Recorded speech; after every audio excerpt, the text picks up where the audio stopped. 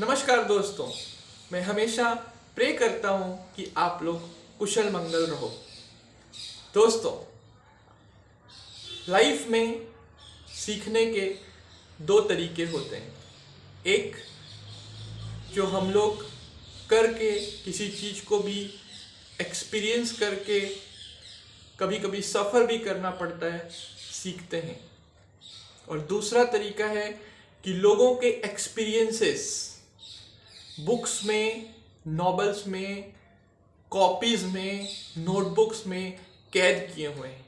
अगर हम उनको पढ़ें या उनको देखें तो हमें काफ़ी कुछ सीखने को मिलता है।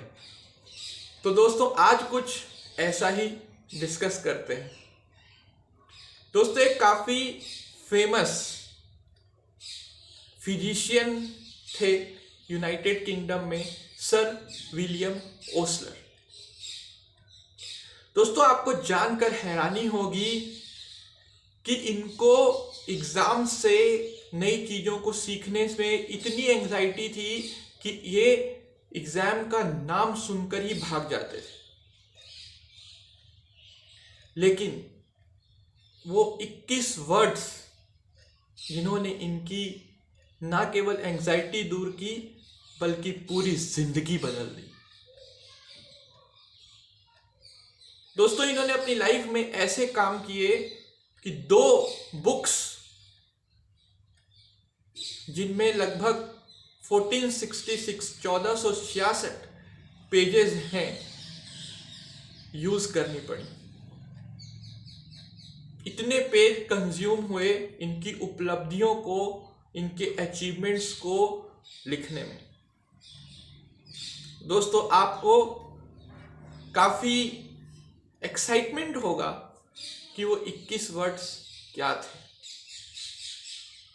तो 21 वर्ड्स थे, our business is not to see what lies dimly at a distance, but to do the things which are in our hand. दोस्तों, हम हमेशा जो हमारे पास नहीं है उसी को पाने की कोशिश करते हैं, लेकिन जो हमारे पास है उस पर ध्यान ही नहीं देते। तो दोस्तों, इन लाइनों ने इनकी जिंदगी बदल दी। इनको यूनाइटेड किंगडम के जो राजा थे उन्होंने भी इनको सम्मानित किया। दोस्तों, एक बार येल यूनिवर्सिटी में जब सर विलियम ओस्लर बोल रहे थे तो उन्होंने बोला कि मेरे दोस्त समझते हैं कि मेरे पास एक स्पेशल क्वालिटी का ब्रेन है, लेकिन ऐसा बिल्कुल भी नहीं है। एक प्रिंसिपल है, एक सिद्धांत है जिसने मुझे ये सब अचीव करने में हेल्प की। जो रूट था इन चीज़ों को अचीव करने का, और वो था मैं एक प्रिंसिपल से अपनी लाइफ को जीता हूँ, वो है living in day tight compartment. मैं इस प्रिंसिपल को फॉलो करता हूँ जिसको बाइबल में भी बोला गया है, not to be anxious for the future. मतलब दोस्तों, हमें आज प्रेजेंट में ही रहना चाहिए। हमें कल क्या हो गया उसके बारे में नहीं सोचना चाहिए, कल क्या होने वाला है उसके बारे में भी नहीं सोचना चाहिए। हमें प्रेजेंट में रहना चाहिए। जीसस कहते हैं कि you should pray for the this day bread only. आपको आज की चिंता करनी चाहिए, आज के खाने की चिंता करनी चाहिए। कल खाना कैसा था, कल कैसा मिलेगा, उस पे आपका कंट्रोल नहीं है। आपका कंट्रोल आज पे है, हमें आज पे फोकस करना चाहिए। तो दोस्तों, ये एक लर्निंग थी, एक शिक्षा थी, living with in the day tight compartment. हमें प्रेजेंट में रहना चाहिए। दूसरा दोस्तों, आपसे शेयर करना चाहता हूँ, एक बहुत अच्छा एक्सपीरियंस है। मेरा एक फ्रेंड था जो काफ़ी एंजाइटी में रहता था, वो डिफेंस में है, अभी भी है। तो उसने एक आर्मी के डॉक्टर से कांटेक्ट किया। तो आर्मी के डॉक्टर ने उसे एक सॉल्यूशन बताया कि आप आवर ग्लास के प्रिंसिपल पे अपना दिन शुरू करो, अपने दिन की शुरुआत आवर ग्लास के प्रिंसिपल से शुरू करो। दोस्तों, हम सबको पता है कि आवर ग्लास ऊपर से ब्रॉड होता है एंड देन वो नैरो हो जाता है, देन नीचे से फिर से ब्रॉड हो जाता है। तो दोस्तों हम सबको पता है कि चाहे हम हों या हाउसवाइफ्स हों या हम जब ऑफिस में जाते हैं तो हमें बहुत सारे काम बता दिए जाते हैं करने को, हमारे पास बहुत सारे काम होते हैं करने को।